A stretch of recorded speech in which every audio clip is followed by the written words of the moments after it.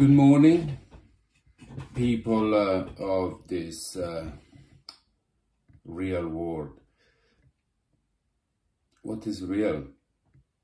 That's the story that I'm gonna tell you today. So we've been taught since we were kids, since we were born, that we live in the real world, and then we grow up. And for some of us, the meaning of real begins to lose completely its meaning. Real, it's a word that for someone becomes pure meaningless. And if you think about, many of us have memories from the past that we can't really remember if were like so-called real memories of dreams that we forgot to be dreams. The same as when we dream at night and we wake up in the morning for a moment, they feel so real. So, as I said, for most of us, there is not the opportunity to questioning what we've been told to be real, because some of us doesn't have their circumstances that can lead to the point to questioning what they have been told. Some of us, for some reason that in my case I still don't understand, we get certain life circumstances that will take us to a different journey, a journey where we can't see the so-called reality any longer real, and inevitably lead us to a different journey than the majority of people. A journey where jobs, career, status, our body, our ego lose completely meaning as importance. So, but the story I want to talk about today, it's related obviously to like the really small meaning of reality. So the story is about a customer. I work in coffee and I'm lucky to have the opportunity to talk to thousands of people every week. And amongst those people, there are always some really interesting people. I mean, they're all interesting because everyone is unique. But then there are some people that have, something more, something that makes me remember them more than others. So this week I met this guy. He came in a cafe I was working, and he's a regular. I've been working in this cafe shop for a couple of months, helping the owner. And this guy, this customer, it became quite a regular. So he was having his lunch with his wife, and with my colleague, we were talking about parallel universes, about the theory behind that. And so basically, there is a theory amongst the many that says that we live in endless parallel universes where in each of them there is a version of us, different, doing different things. Like, I don't know, in this universe, I am a freelance barista. In another universe, I'm a lawyer. In another universe, I'm a monk. In another universe, I'm an investment banker. And so on and on and on. In one universe, I can be a nice guy. Another universe could be a bad guy. And so, one of the theory about parallel universes, and that's what I was talking to my colleague, is basically that based on what you feel, based on your emotions, so based on what you want to achieve, based on your goals, and then based on how much you keep, focus on that result, and then based on your emotions, without realizing, you keep jumping universes until you reach the one that match your frequency. So we were discussing about that, and then he obviously heard what we were talking about, and then he said, well, what if this what we call real is not real? What if actually we dreaming to live life? So it was quite deep. So as a semi-joke, because obviously it's something that really happened to me, but I said, well, let's go deeper. What if sometime in deep meditation some entity spoke to me? I told him, well, we can go deeper. And that's when probably he felt like, okay, this guy understands. So he felt comfortable to tell me his life is one of his life experiences. That's where the story begins. So he told me that he was in coma. And while he was in coma years ago, he had a dream. But this dream was like, it felt real, like it was real while we were talking. So he tells me that when he was in that sort of like dreaming, look like reality, he got like doctors coming in his rooms asking to move his hands, and he would move his hands and arms, but it was like the doctors could not see him. So then the day after, the doctors came again, he said, and again they asked him to try to move his hands and arms, and then he was moving his arms up and down, his hands up and down, and shouting like, you see, I'm moving, I'm moving, I'm moving. But it was like the doctors couldn't hear me, couldn't hear him. So he said that it went on for a while. So the doctors would come, they would ask him to move his arms and hands. He would do it, they would not notice, everything would go black, and then it would repeat again. But what he says that was like the interaction with the doctors was literally real, like what we can call real now. So at some point he woke up from the coma.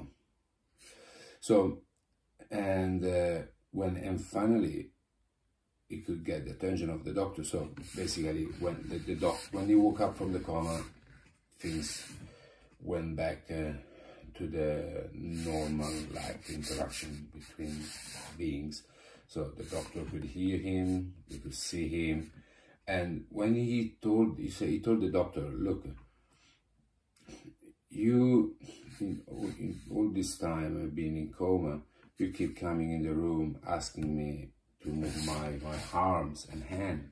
And I would move them, I would like, you know, showing you that I could move my arms and hands, but you would completely ignore me.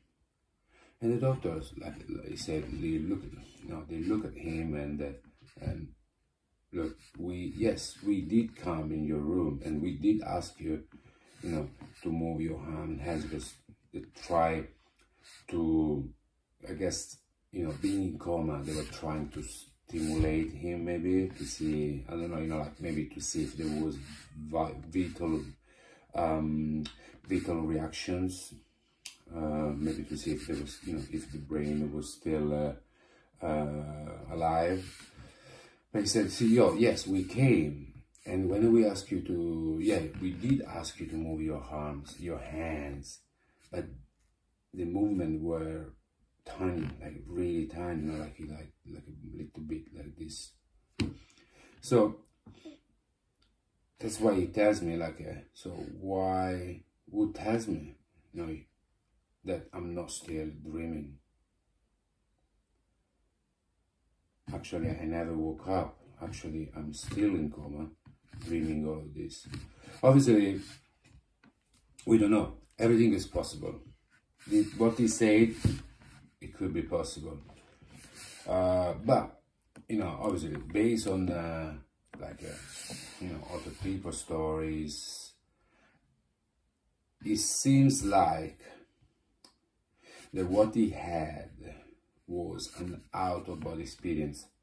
So you have a near-death experience where your soul leaves your body. Well, that's what people that had near-death experience claim. And then you have out-of-body experience be you're still alive and your soul leaves the body. So considering that he didn't mention to be declared clinically dead, so it makes me think that he had an out-of-body experience. So he was out of his body, but not realizing, not knowing that he was. So once you are out of your body, so you're just a soul. You vibrate, your frequency is different than the frequency we vibrate as when we have a body.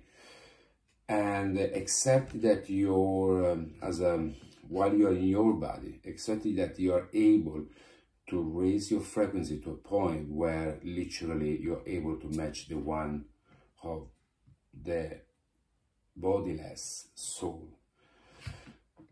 That's when you are able to hear or to see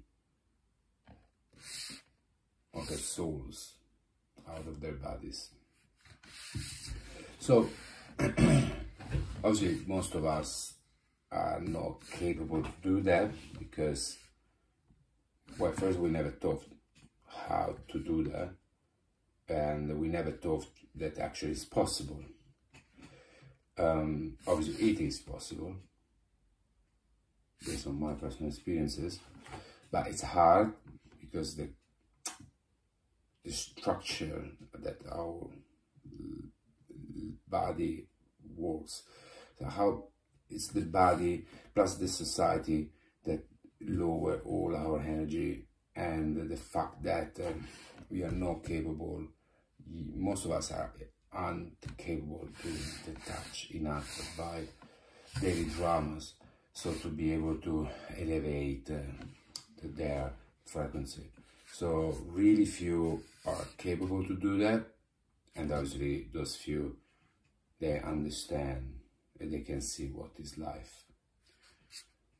Like they can see for what it is, a sort of illusion, sort of like a game. Sometimes feels like it's a sort of a game made by bored souls that living forever, you know, trying to keep themselves busy. So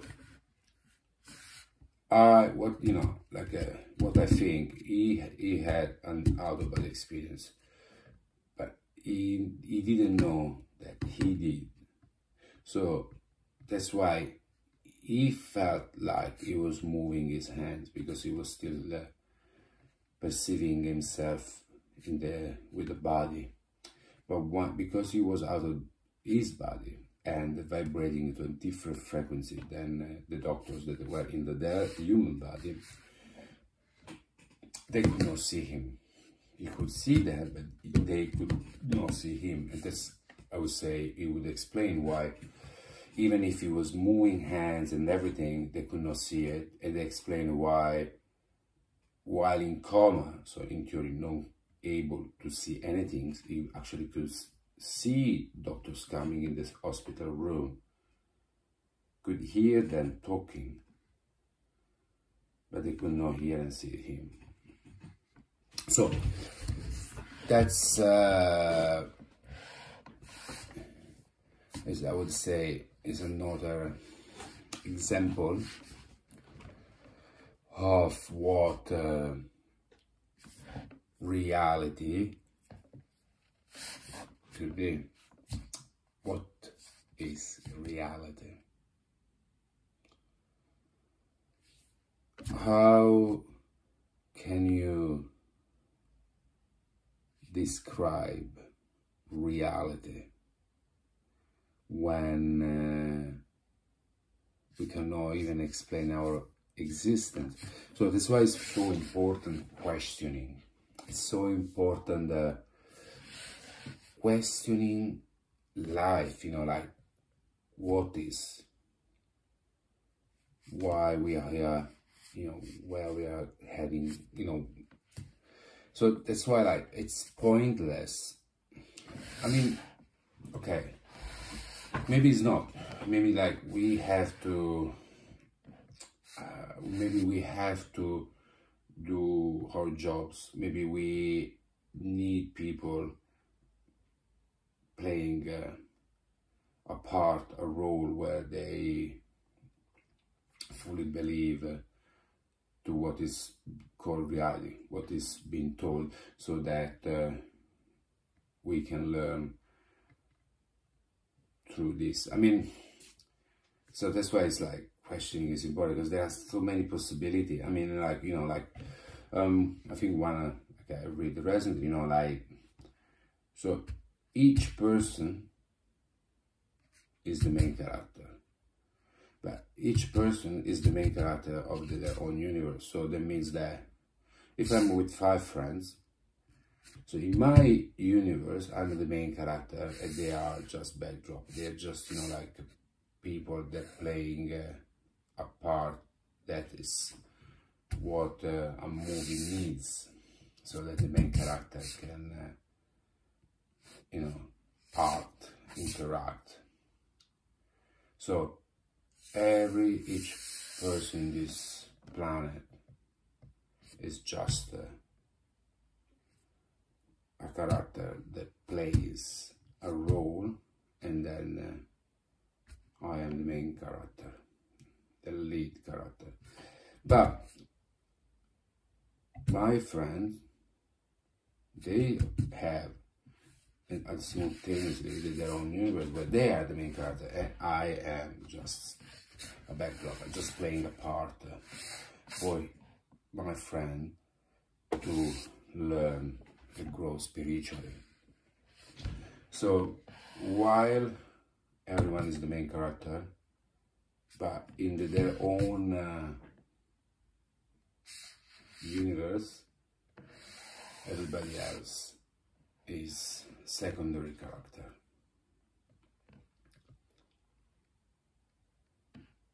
So this is just one of the, you know, like millions of theory, but that's what is fascinating.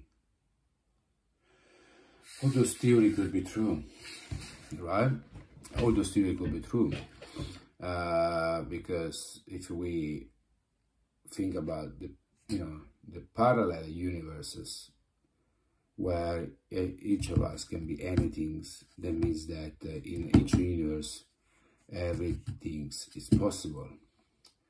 So in one universe there is a reincarnation, in one universe there isn't, in one reincarnation I'm the lead character and everybody's just the secondary characters. You know, the universe, we are all main characters. So on and on and on and on. You know, like you can go forever. You can go forever. But once you get in this rabbit hole, there is no going back. You're not going back to what you've been told as a kid, you know, like the work, career, blah, blah, blah, bullshit, status, create a business and all fucking hell and whatever. So you can't. There is no way, you know, at that point,